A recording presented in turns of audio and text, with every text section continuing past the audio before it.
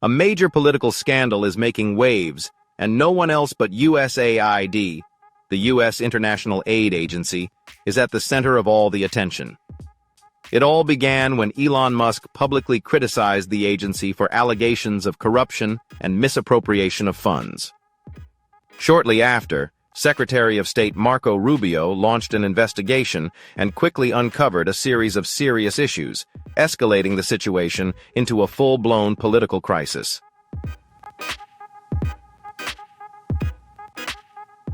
When you look at USAID, it's a scam. The whole system is a scam. This leak and scandal. When the USAID controversy began in late January, it was initially just a simple management issue. At that time, most people didn't think it was a big deal. If you find this information interesting, don't forget to like, share, and subscribe to the channel so you won't miss any upcoming videos. Leave your thoughts in the comments below this video and let us know what you think about the USAID scandal. Thank you for watching, and see you in the next video.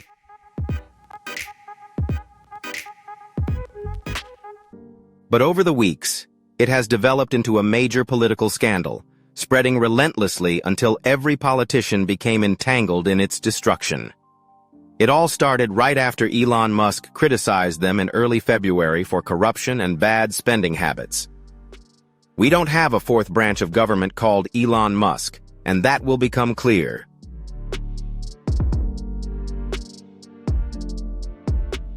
This simple call for accountability quickly turned into a major crisis after Secretary of State Marco Rubio got involved. Marco announced that his team had begun a deep investigation to uncover how USAID was spending its money and which politicians were connected to the most suspicious activities within the agency. Needless to say, what Marco and his team discovered was nothing short of shocking.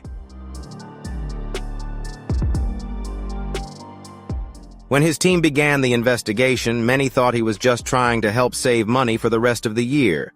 They thought this because Marco initially decided to cut a few contracts worth over $10 billion for the year. He made this decision just a week after starting the investigation. However, only a few weeks later, serious questions began to arise. Where did the money go? Why do the countries receiving aid from these agencies still face the same problems despite spending billions of dollars? Who are the ones benefiting from these programs? And then the big question, why do the same group of politicians always appear in the worst projects?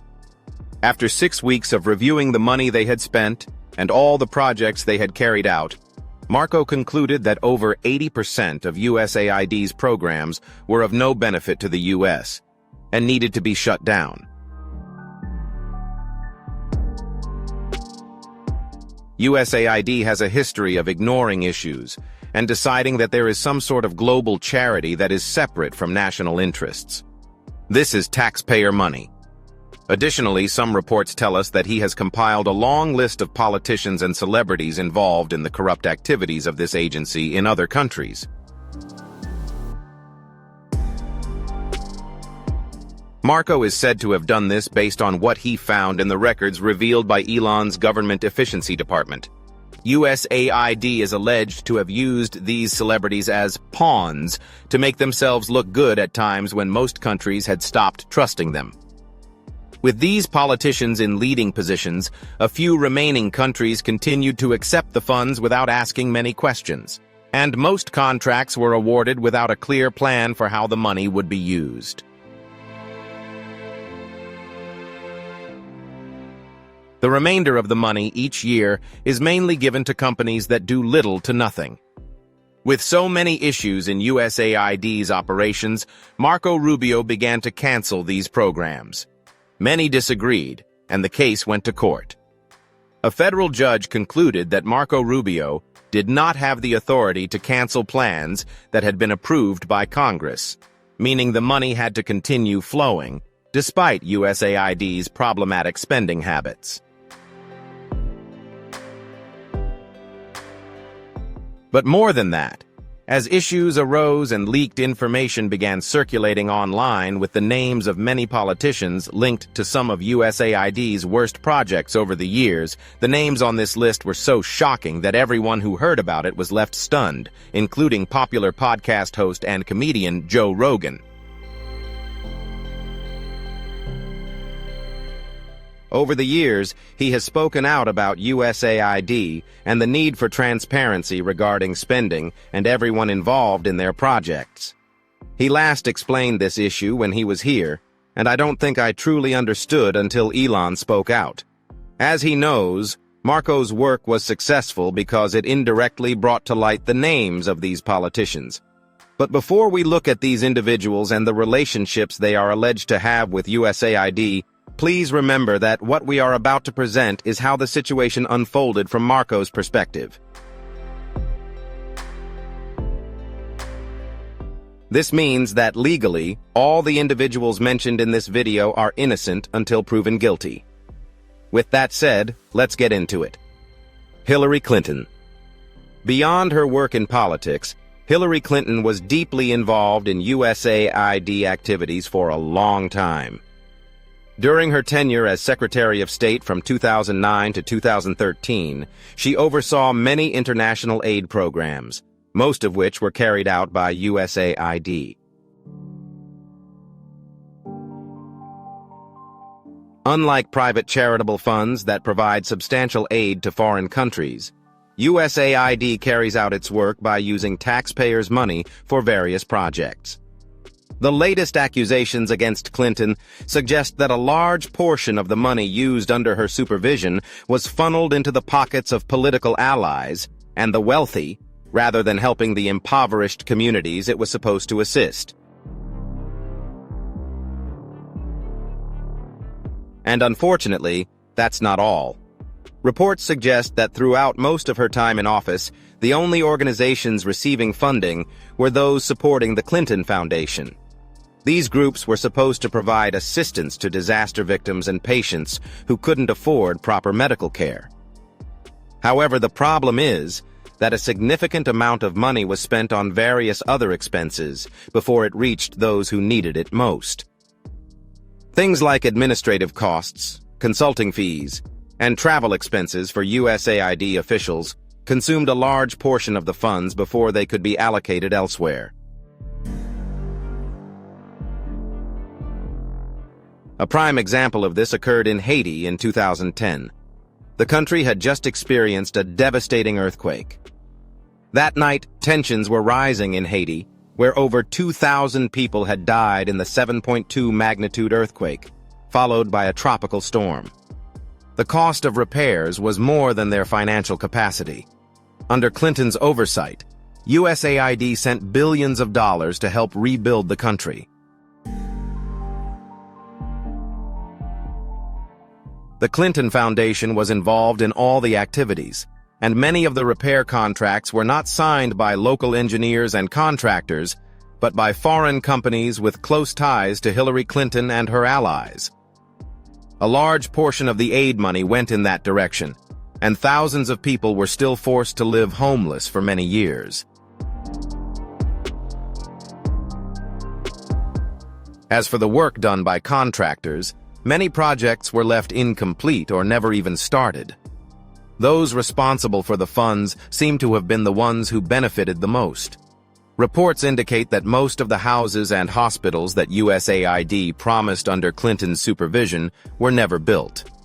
The houses that were constructed were not properly completed because the aid money was allegedly used to fund private meetings with leaders. Some people believe that these meetings were held to promote U.S. policies in African and Latin American countries. In some cases, USAID is said to have stopped providing aid until these conditions were met.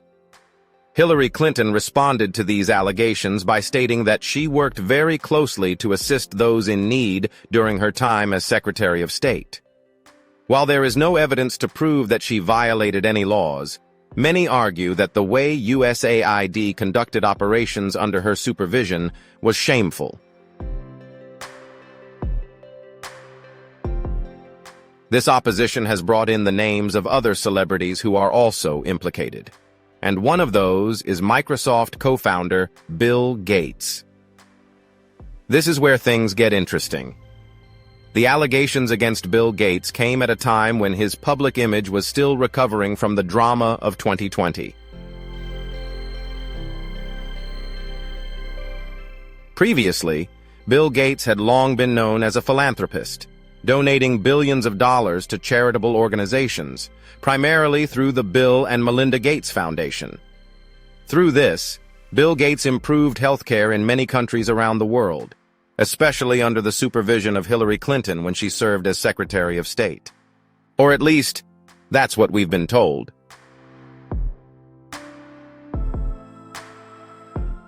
You see, since Elon Musk started investigating USAID and the recent leaks that Joe Rogan mentioned, Bill's name has always come up as a key part of the issue, and the allegations began when the U.S. was reportedly giving large sums of money to his charitable programs. The problem quickly became public when some reports suggested that the projects they funded were designed in a way that only helped greedy pharmaceutical companies rather than the patients they were supposed to assist. This is because, according to current reports, after more than a decade of USAID involvement in his fund, the healthcare system in most of these countries remains as bad as ever. Many people with terminal illnesses still cannot afford the necessary treatment, and healthcare insurance is almost non-existent in countries like Nigeria and Mozambique. Although the Bill Gates Foundation has been credited with doing some good, many reports suggest that they have caused more harm in the long run. Most of the healthcare systems they established in poor countries rely on expensive treatments without offering better and more affordable alternatives that are effective. For this reason, some governments in Africa and Asia are said to have felt pressured to sign agreements that required them to purchase expensive treatments from high-end medical companies, as the systems established from the start were too costly. In this way, the real beneficiaries are the heads of high-end pharmaceutical companies who are becoming increasingly wealthy as African and Asian governments have no choice but to purchase their expensive products. Ultimately, the rich get richer, while the sick and the poor only get worse. This same issue has spread beyond healthcare into other sectors like agriculture and biotechnology. When it comes to agriculture, the main focus of the foundation is on creating better crops that grow faster and produce more fruit. These improved crops are referred to as genetically modified (GM) crops. Bill's foundation has invested millions of dollars in them, seeing them as a potential solution to world hunger. The big idea is that these new crop versions would yield twice the productivity, making food cheaper and more accessible. The big issue is that the seeds for these crops provided by USAID are too expensive for the average farmer. Even if farmers decide to create their own seeds, the chemicals required to make them work are also very costly. Many supermarkets prefer to sell products from genetically modified crops and stop supporting local farmers. For this reason, the real beneficiaries are the large companies that produce expensive chemicals. These allegations are easy to believe because of USAID's reputation for helping the poor in the past. Although the money was intended to support the poor, much of it ended up in the pockets of large companies, not reaching the rural communities it was supposed to help. This makes most of the projects carried out by the Bill Gates Foundation a waste when it comes to assisting those in need. And similar to the case of Oprah Winfrey, the timing of these issues almost perfectly coincides with the period when many countries were experiencing major health crises. For example, we all remember the global disaster that occurred in 2020. Throughout the year, leaders of many countries were under pressure to act quickly without time to calculate costs and ensure everything was spent correctly.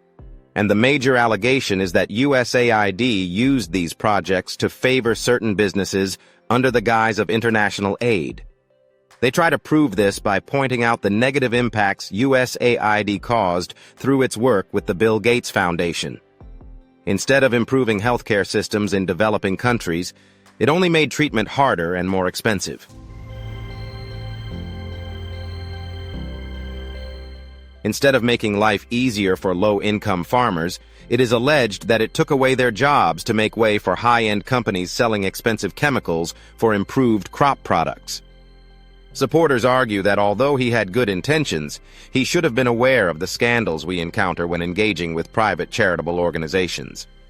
Bill Gates responded to the issue by denying all the allegations. He stated that his foundation has always aimed to improve the lives of others.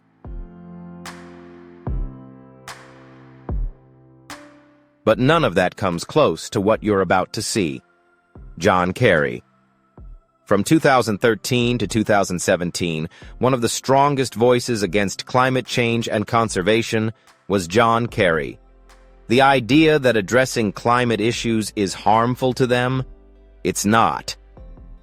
Throughout his time as Secretary of State, he worked closely with USAID to ensure that many projects focused on combating global warming.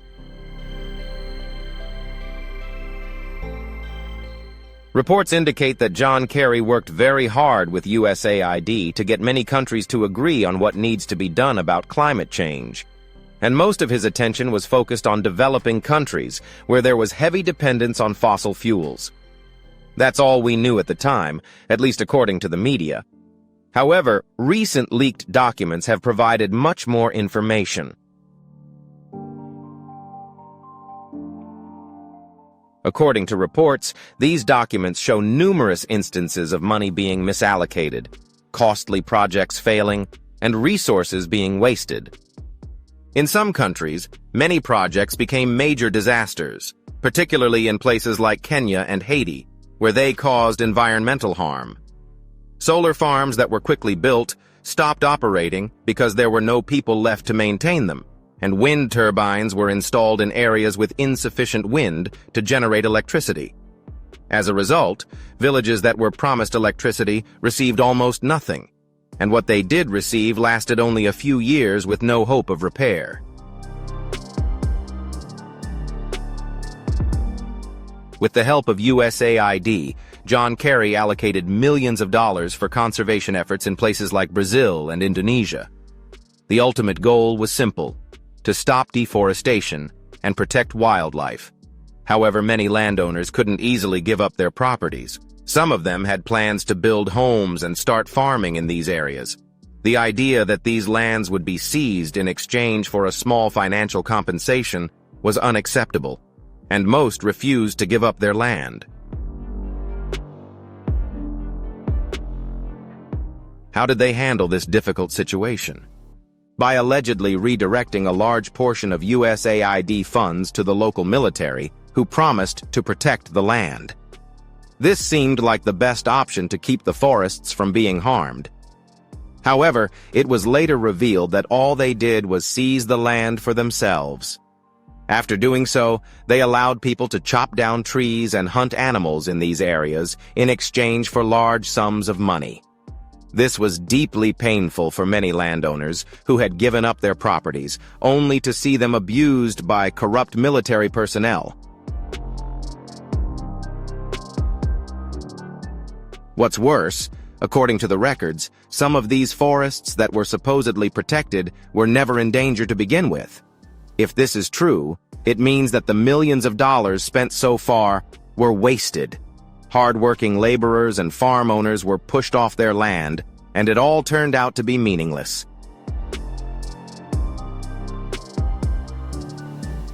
Before the news about this issue became public, many famous figures admired what John Kerry was doing with the help of USAID and wanted to get involved.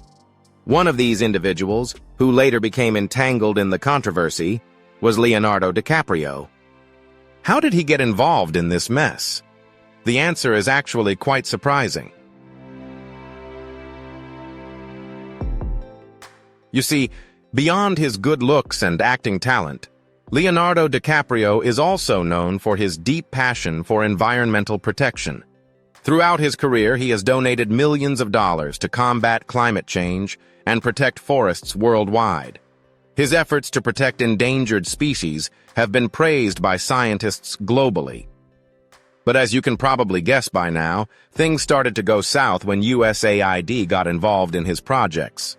After John Kerry and USAID publicly began supporting Leonardo's fund by financing projects under his initiative, some issues began to surface. One of the issues was that some of the projects linked to Leonardo's fund had partnered with companies that have a long history of harming the environment. Records show that these companies used programs supported by USAID and Leonardo's fund to make themselves look good, and they did this while continuing harmful actions in other unprotected forests. All these companies did was exploit the system to appear environmentally conscious without actually making any real changes. It didn't help that John Kerry and USAID only supported Leonardo's fund at a time when global climate summits were pressuring the rest of the world to take action against climate change. Some experts believe that John Kerry took advantage of this, along with USAID, to push forward projects without giving leaders enough time to calculate the costs and plan for the complex issues involved in legalizing conservation. Of course, no one knows for sure whether this is true, but Leonardo, as of the time of this video, has not directly addressed the allegations, though he has consistently clarified that the work of his foundation is always aimed at helping the planet. According to him, whether John Kerry and USAID failed in their part is their story to tell, not his. So whether Leonardo was aware of these issues and chose to focus on his part of the deal or not, his name is now tied to this growing controversy, making people reconsider how conservation truly works compared to what we've done in the past. Michelle Obama. The name of the former First Lady has come up in recent discussions about politicians involved in the ongoing USAID scandal. Most of the allegations surrounding her name are related to her global education programs. From 2009 to 2017, she launched the Let Girls Learn initiative and later supported Oprah Winfrey in the Women's Leadership Academy program in South Africa, which was launched in 2007. The idea behind both of these programs was to help young girls continue their education and create opportunities for them to have a better future. USAID was the agency responsible for most of the funds and resources for both initiatives. A few years went by, and problems started to arise.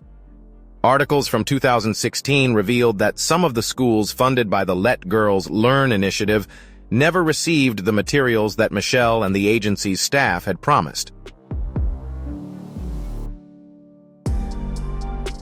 Additionally, the few schools that did receive help were dissatisfied, revealing that the money sent by USAID was funneled to contractors and engineers who either did subpar work or never completed their projects.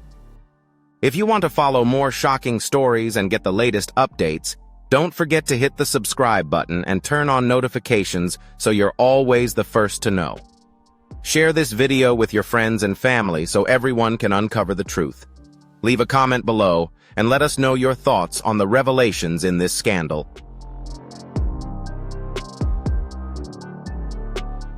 More details were leaked when Donald Trump became president in 2017 and decided to end the Let Girls Learn initiative. What was his reasoning? According to an official statement, the leaders of the program had never been transparent about their spending practices since the program was launched. The Trump administration decided to eliminate the Let Girls Learn initiative. The schools they supported in Ethiopia faced more problems than before USAID arrived. The meal programs approved by Michelle Obama to ensure every child had food at school didn't last long. By 2018, reports showed that a large amount of food had been stolen or spoiled before reaching the students. Some local officials were accused of selling the food on the black market at very high prices, while food was spoiled during transportation due to poor planning and slow implementation.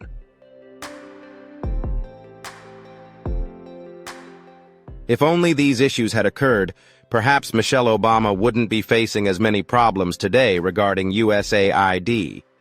But according to leaked documents, the story only got worse from here, through her close involvement in promoting education with the help of USAID.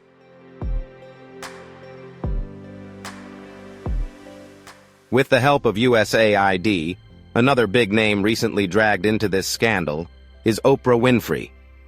This has disappointed many because the famous talk show host has spent a lot of time building a positive public image through her charitable work. Her efforts in Africa have been praised by many, and her contributions to women's education have made a significant difference in those areas.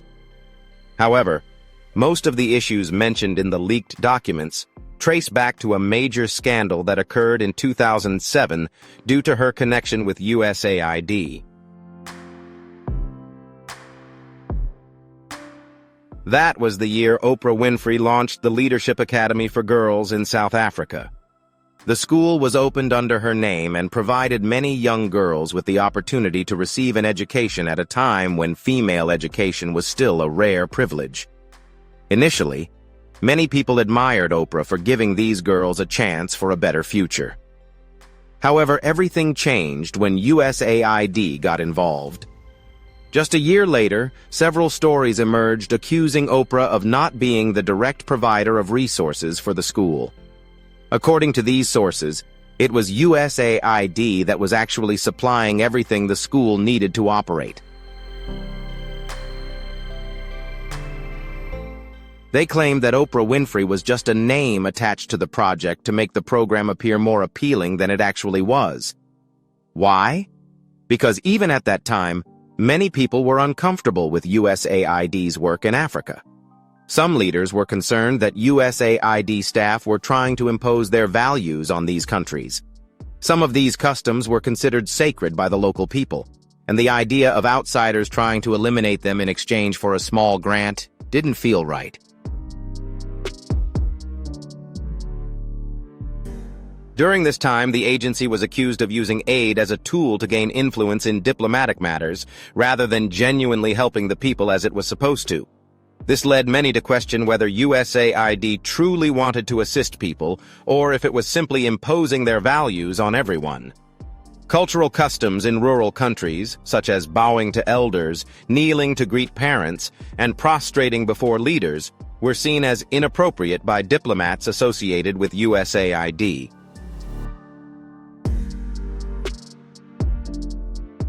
Some reports suggest that the agency withdrew funding whenever countries refused to change their practices in these areas, even during times of crisis. This clash of values led many to believe that Oprah Winfrey's work in Africa was more of a public relations strategy than a genuine charitable endeavor. After all, when spending a large sum of money on a school linked to a celebrity, USAID may have wanted to boost its public image and justify its spending by associating with a beloved and supported star. The situation worsened when leaked documents explained that much of the money provided by USAID under Oprah's name never reached those in need. Additionally, some of the girls at the school spoke out about the living and learning conditions, which were almost unbearable. Food ran out quickly, and many of the staff were described as selfish and opportunistic. Some of the crimes these individuals were accused of were too disturbing to mention in this video, but they caused a stir when exposed in the leaked documents. The situation became so dire that Oprah Winfrey had to take direct action to address these issues when she heard about the condition.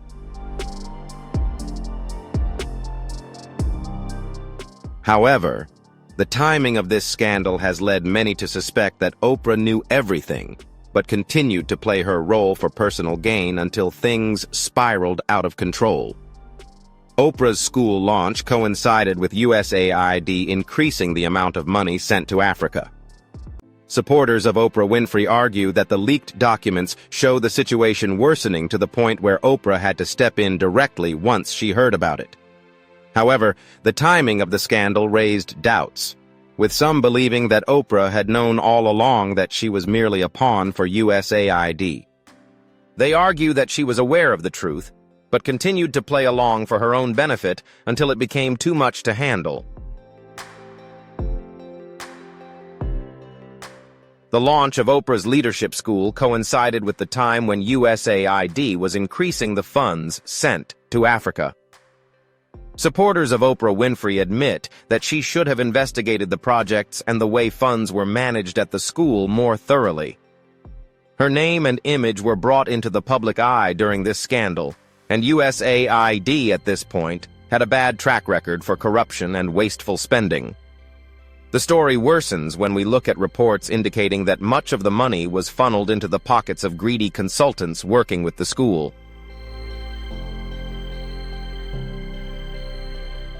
Many other politicians and celebrities have also been pulled into this scandal, but most of the other findings in these records have already been made public. Among them are the scandals involving Randall Tobias and Alan Gross before 2010, as well as the situation with Harvard and Russia in the 1990s. Randall Tobias was a key figure working with USAID throughout the early 2000s, but he resigned in 2007 after being discovered abusing his power in his role. This caused an uproar, as he was a strong advocate that groups receiving money from the agency should never be involved in such scandals. Alan Gross was a USAID worker in the late 2000s.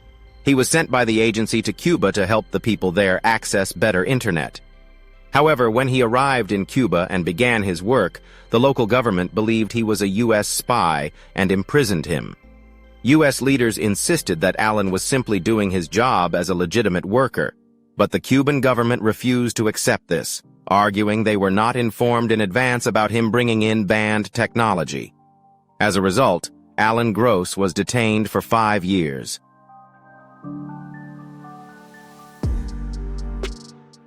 During this time, Alan became seriously ill and lost a lot of weight. He was only released when the U.S. government was able to negotiate a favorable deal with Cuban leaders. All of this happened because USAID was accused of failing to plan properly. To date, around 5,000 grants and contracts worth over $40 billion have been canceled by the U.S. government. With the backing of the law, Marco Rubio's diplomatic department aims to cut more than 90% of USAID's programs and lay off hundreds of employees across all related departments. The USAID scandal is slowly revealing shocking secrets, and we have only seen the tip of the iceberg. Big names and previously undisclosed truths will continue to stir public opinion in the coming days. Will this change the way we view international organizations and the politicians behind them? Stay tuned so you don't miss the latest updates. Thank you for watching, and don't forget to share, like, and subscribe to explore more intriguing stories in our upcoming videos.